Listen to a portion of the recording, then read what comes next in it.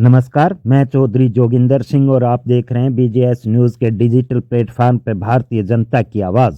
भारतीय जनता की आवाज़ में आज हम आपको दिखाएंगे दिल्ली के मुख्यमंत्री रेखा गुप्ता की आवाज़। पहले खबर विस्तार से।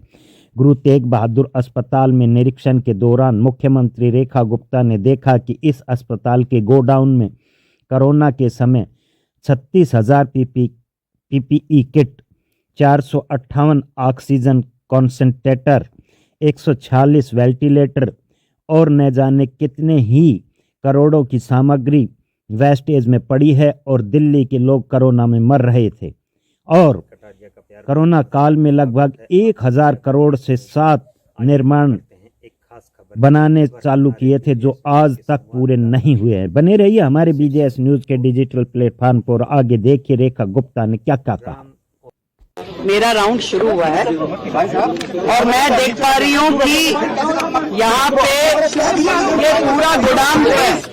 ये पूरा गोदाम जो है बुरी तरीके से भरा पड़ा है, जिसमें कि इनकी लिस्ट के हिसाब से 458 ऑक्सीजन कॉन्सेंट्रेटर्स यहाँ पड़े हुए हैं, वेंटिलेटर पड़े हैं 146, 36,000 पीपी किट यहाँ पर पड़ी हुई है और भी बहुत सारे मल्टी पैरा मॉनिटर्स पड़े हैं। इसके अलावा बाईपैप मशीन्स पड़ी हैं, बहुत सारी चीजें, मास्क पड़े हुए हैं, मैट्रेसेस हैं, बेडिंग्स हैं, ये सारी की सारी कोविड के समय से लेके अब तक पड़ी हुई है चीजें। और ये एक अस्पताल का मैटर नहीं है, ये हर अस्पताल के गोदाम ऐसे ही भरे पड़े हैं जो कल मैंने हाउस में बोला था। करोड़ों रुपए का मटेरियल यहाँ पे मिट्टी हो रहा है। आज यदि हम किसी एक्सपर्ट से इसे दिखाएं भी तो भी ये यूटिलाइज होने की स्थिति में नहीं है। ये केवल आपके गोदाम भरे हुए हैं आज की डेट में, जिसे आप इस्तेमाल नहीं कर सकते। कोविड से लेके अब तक आप मानिए कि 458 ऑक्सीजन कॉन्सेंट्रेटर्स एक अस्पताल में पड़े हैं। बाकी के अस्पतालों की क्या स्थिति है?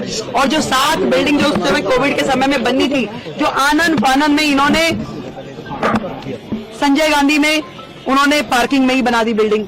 जहाँ पे इन्होंने पीछे के एरिया में, क्या एरिया था? स्पोर्ट्स ग्राउंड था, उसमें खड़ी कर दी बिल्डिंग, जिसमें किसी भी तरह की अस्पताल के लायक कोई फैसिलिटी नहीं करी गई। अनप्लान्ड तरीके से केवल एक कोटा केबिन जैसा स्ट्रक्चर खड़ा कर दिया गया, जिसपे करोड़ों रुपए की लागत से करोड़ों। क्या है हमारे हेल्थ सेक्रेटरी? हाँ जी, आइए।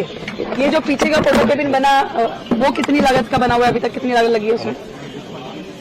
जो यहाँ पे कोविड के समय की जो 7 बिल्डिंग्स में से एक बिल्डिंग है, टेम्परेरी स्ट्रक्चर जो बनाई, हाँ, सेमी परमानेंट स्ट्रक्चर, वो यहाँ पे अभी कितना % पूरा हुआ है?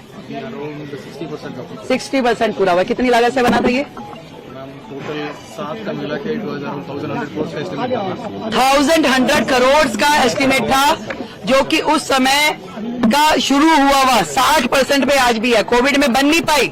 वो सारे के सारे जो थे सेमी परमानेंट स्ट्रक्चर जो थे, 7 में से एक भी बिल्डिंग पूरी नहीं हुई और वो 1200 करोड़ से ज्यादा की लागत की पूरी 7 की 7 बिल्डिंग थी। और आज की डेट में अगर उसको रिवाइज एस्टिमेट भी माने तो लगभग 2000 से ऊपर तो 6 महीने पहले का इनका एस्टिमेट था। आज की डेट में अगर मैं समझूं, अगर हम उसके ऊपर 2,500 करोड़ भी खर्च कर दें तो वो बिल्डिंग हमारे लिए अनयूटिलाइज्ड है, क्योंकि उसमें अस्पताल में होने वाला जो इंफ्रास्ट्रक्चर है उसके पैरामीटर फॉलो ही नहीं किए गए। मैम, केवल इस हॉस्पिटल की बात है जिसमें आपने बताया कि 2,500 करोड़ सभी वो 7 बिल्डिंग जो उस समय सेमी परमानेंट स्ट्रक्चर बनाए गए थे, उसमें से एक बिल्डिंग ही है। यहाँ की बिल्डिंग की कॉस्टिंग कितनी है? कॉमन एस्टिमेट है। बहुत गड़बड़ियां हुई हैं, इस तरह के आरोप सामने आ रहे हैं कि जो कॉन्ट्रैक्चुअल स्टाफ की हायरिंग हुई है उसमें बहुत। अभी मैं यहाँ इस बिल्डिंग में आई हूँ तो लगातार वो जो कर्मचारी थे वो चिल्ला रहे थे कि हमारी 6 महीने से तनख्वाह नहीं मिली। इस तरह का माहौल है और मैंने तो पहले ही कहा कि दिल्ली सरकार के अस्पताल और दिल्ली सरकार का स्वास्थ्य विभाग खुद बीमार है। अभी इस तरह के न जाने कितने ही मुद्दे अभी खोज के हमें निकालने होंगे। जो लोग चिल्ला रहे हैं कि 2,500 दीजिए, पहले वो ये देखें कि दिल्ली सरकार वो किस हालत में छोड़ के गए, कितना करोड़ों रुपए का उन्होंने नुकसान दिल्ली की जनता का किया। आज इतना 1000